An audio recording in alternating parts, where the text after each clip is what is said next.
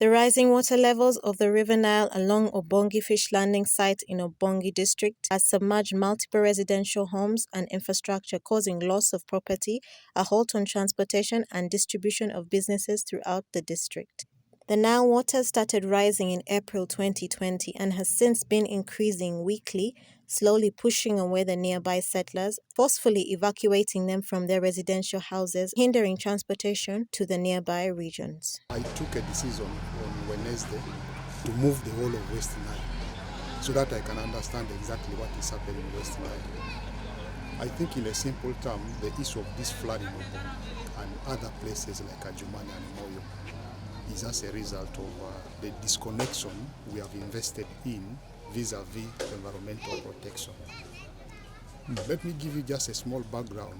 I'm sure many of you might have traveled from Kampala to Arua. You will see vast land called Nakasongola. Yes. Now when you come and then you enter the park, you also see those vast lands.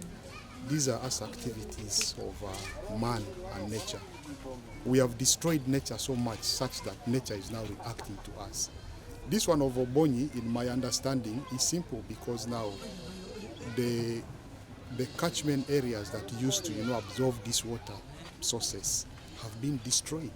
We have destroyed our wetlands, we have destroyed our trees. So at the end of the day, the water runs and it gets to these lower basements.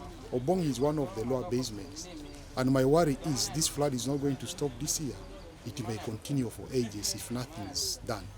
Because where I have moved in Yumbe, look at the destruction, the charcoal burners there, the log dealers, very unprecedented. Moyo the same. I went to Nebi, I went to Pakwach. There is no space in West Nile where there is no destruction. We are not mitigating this. So this one of Obongi is just an indication that nature is now communicating to us that enough is enough before I act. My concern is if nature now takes time to act against us. The flood in Obongi is just, I think it's a litmus test for us. I spoke briefly with the Secretariat of Wenda. I think the leadership in West Nile must take a concrete decision and say enough is enough to environmental abuse. Can we just start by stopping this massive, trade in charcoal? This charcoal that goes every day, every hour to Kampala? Can we stop the illegal logging businesses? Can we stop issues of, forest depletion, issues of wetland destructions? I think the leadership in West Nile can do this. Because, you see, unless we love our resources, we seem not to be in love with these resources that we have. We seem to act as if these resources belong to someone we don't know. I am really saddened because along the way when I was riding on motorcycle, you can feel that there's no future in West Nile. Look at that new building. It is submerged in water. Where is the future of the owner of that building? We don't know, maybe borrow the loan and tomorrow the banks will take him head on.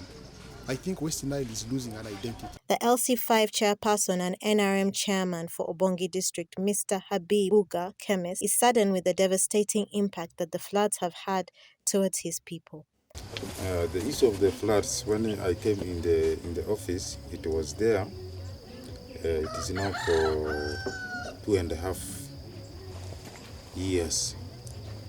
And then it really did bad thing to my people of Obongi, but not only in Obongi alone, even parts of Uganda, there are floods, but particularly this one in Obongi, it has affected my people. People lost their property, houses were in the river, and then also crops, and then other things were lost. Even right now, the mosque is taken by the river, and then it is really a big problem. Then we need really the support of the government. Yeah, if the government can support my people of Obongi, it could be okay. That is the reason why I am speaking. I am speaking on behalf of the people of Obongi.